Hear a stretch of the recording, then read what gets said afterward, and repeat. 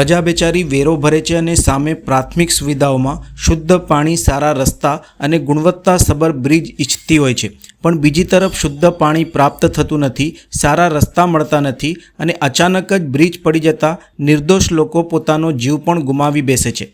Gambhira bridge પડતા 18 જેટલા નિર્દોષોના મૃત્યુ થતાં બ્રિજ મામલે લોકોની ચિંતા હવે વધી છે। જે તે સમયે થતી કામગીરીઓમાં થતા ભ્રષ્ટાચારને લઈ ગુણવત્તા જળવાતી નથી અને સત્તાધીશો, કોન્ટ્રાક્ટરો, અધિકારીઓના મેલ મિલાપથી થતી કામગીરી નિર્દોષોનો ભોગ લઈ લે છે તેવા પણ આક્ષેપો થઈ રહ્યા છે। સમયસર સમારકામ ન થતાં અને તંત્રની બેદરકારીના કારણે વડોદરા નજીક આવેલો જામવા બ્રિજ પણ હવે પ્રજાજનો માટે ભયજનક બની ગયો છે। સામાન્ય દિવસોમાં પણ ટ્રાફિક જામ અને બ્રિજની પરિસ્થિતિ જોઈને નાગરિકોમાં ભયનો માહોલ હોય છે। ચોમાસાની ઋતુમાં તો સ્થિતિ વધુ જ કથળે છે। આ અંગે સામાજિક કાર્યકર અતુલ ગામેચીએ જણાવ્યું હતું કે બ્રિજ ઉપર પડેલા ખાડાઓને પેવર બ્લોકથી પુરાયા છે, જ્યારે બ્રિજના લોખંડના સળિયા ખુલ્લા દેખાઈ રહ્યા છે। આવા બ્રિજ પર નિયમિત ટ્રાફિક ચાલે તો મોટી દુર્ઘટના થવાની શક્યતા નકારી શકાય નથી। હવે તાત્કાલિક કાર્યવાહી કરવાની જરૂર છે। જામવા બ્રિજને લઈને વારંવાર રજૂઆતો થયા છતાં પણ તંત્ર કામગીરી હાથ ધરતું નથી। બ્રિજના રસ્તાના સળિયા, ખાડા અને વાઇબ્રેશન જેવી ચેતવણીરૂપ લક્ષણો છતાં પણ કોઈ નિરીક્ષણ કે સમારકામ હાથ ધરાયું નથી।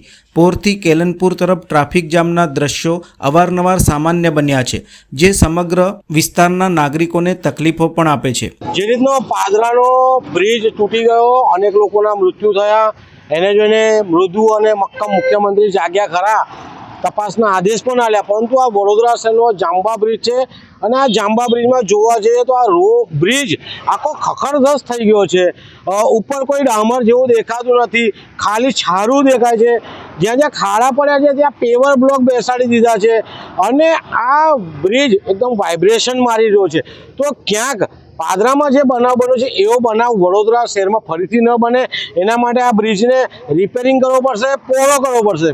આ જામવાનો જે બ્રિજ છે ઘણો સાંકડો છે, એને અનેક સાંસદો દ્વારા રજૂઆતો કરવામાં આવી, સાંસદો કહેવામાં આવ્યું કે આ બ્રિજને આપણે ટૂંક સમયમાં પહોળો કરીશું, પરંતુ કેટલાય સાંસદ આવીને ગયા આ બ્રિજને પહોળો કરવામાં આવતો નથી, જેના કારણે અહીંયાથી ઠેક પોર સુધી, આ બાજુ ઠેક વડોદરાના કપુરાઈ સુધી કે દુનિયાભરના છેડા સુધી ટ્રાફિક જામના દ્રશ્યો સર્જાય છે। લોકોને અવર જવર કરવાની તકલીફો પડે છે। અત્યારે આ બ્રિજની જાંબુઆ બ્રિજમાં એટલા ખાડા છે કે ટ્રાફિક જામ એના કારણે પણ થઈ રહ્યો છે। તો વડોદરા શહેરના સાંસદ અને જે પણ લાગતા વળગતા વિભાગને અમારી વિનંતી છે કે આ બ્રિજને તાત્કાલિક રિપેરિંગ કરે, સાથે રોડ વ્યવસ્થિત બનાવે અને જનતાને સુવિધા આપે। આ જનતાને ટેક્સી જે રોડો બનતા હોય તો જનતાને સુવિધા આપે તેવી અમારી માંગ છે। એક રાહદારી દ્વારા કહેવામાં આવ્યું છે કે અહીંથી હવે પ્રસાર થતા પણ બીક લાગે છે। જે રીતના બનાવ બન્યો પાદરાનો અને બ્રિજ અચાનક તૂટી પડ્યો, લોકો હવે બ્રિજ પરથી જતા ગભરાય છે, વાઇબ્રેશન થાય છે, જાંબુઆના બ્રિજમાં પણ વાઇબ્રેશન થાય છે, એટલે ક્યાંક એવું લાગી રહ્યું છે લોકોને હવે ડરનો માહોલ થઈ ગયો છે। આ ડરનો માહોલ જ્યારે દૂર કરવો હોય તો સરકારે રોડ પર આવવું પડશે, તમામ બ્રિજના સ્ટ્રક્ચર સ્ટેબિલિટી રિપોર્ટ બ્રિજ પર જ મૂકવા પડશે અને બ્રિજ નહીં તૂટે એવી પણ એમને નોટિસો લગાવવી પડશે, જેથી કરીને લોકોનો ડર દૂર થાય। હાલમાં અમારે વડોદરા શહેર જિલ્લાના સાંસદ સભ્યોને વિનંતી છે કે વહેલામાં વહેલી તકે આ રોડની મુલાકાત લે, રોડની ગુણવત્તા તપાસે, કોને આ રોડ બન્યો છે એ પણ જોવે અને જાંબા બ્રિજને વહેલામાં તકે ખુલ્લું મૂકે તેવી અમારી માંગ છે। એક જાગૃત નાગરિકે પણ તંત્ર સામે ગુસ્સો વ્યક્ત કરતા જણાવ્યું હતું કે અમે વેરા ભર્યા છતાં પણ પ્રાથમિક સુવિધાઓ મળતી નથી। આ એક દુઃખદ છે। તાત્કાલિક બ્રિજનું સમારકામ કરાવો અને હાલ બ્રિજ પહોળો ન હોવાથી તે દિશામાં પણ વિચારી અભ્યાસ કરી નવીન બ્રિજની જરૂર હોય તો તે પણ બનાવવામાં આવે તેવી માંગ કરી હતી। જાંબુઆ બ્રિજ પર હવે આની તાત્કાલિક ખરેખર એક્શન લેવાનો ટાઈમ થઈ ગયો છે અને જો લઈ લે ગવર્મેન્ટ તો સારું છે, નહીં તો શું લાગે છે? નહીં તો આ ગમે ત્યારે કોઈ બી પ્રોબ્લેમ અહીંયા આકસ્મિક કઈ બી વસ્તુ થઈ શકે છે, જે રીતના કારણ કે કન્ટિન્યુઅસ ખાડા ને આ ટેકરાને ભલે રિપેર કરે છે પણ છતાં બી ફરી પાછું એ જ, એટલે એનો પરમેનન્ટ સોલ્યુશન જોઈશે કાયમી।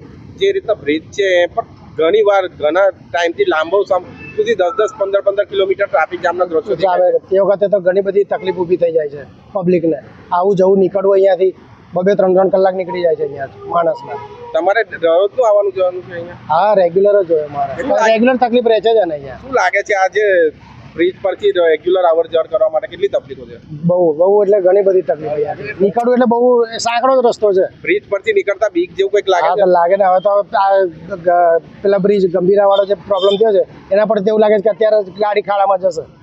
રોડ ક્રોસ બી નહીં થવાય એવું લાગી રહ્યું છે હવે. શું નામ આપો? અનિલ પાદરિયા. ગંભીરા બ્રિજ ધરાશાયી થયા બાદ મુખ્યમંત્રીશ્રીએ પણ તમામ બ્રિજની તાત્કાલિક તપાસ અને જરૂરિયાત મુજબ રિપેરિંગ કે બંધ કરવાની સૂચના આપી છે. છતાં જામવા બ્રિજ મામલે હજુ સુધી અસરકારક કામગીરી હાથ ધરાઈ નથી. સ્થાનિકોને સામાજિક સંસ્થાઓએ તાત્કાલિક રિપેરિંગ તેમજ ભવિષ્યના ટ્રાફિકને ધ્યાનમાં રાખી પહોળો અને મજબૂત બ્રિજ બનાવવાની માંગણી ફરીથી દોહરાવી છે. સમયે પગલાં નહીં લેવાય તો નાગરિકોના જીવ સાથે રમત રમાતી રહેશે અને ભવિષ્યમાં વધુ દુર્ઘટનાઓ થવાની શક્યતા વધશે, જેની સંપૂર્ણ જવાબદારી તંત્રની હશે.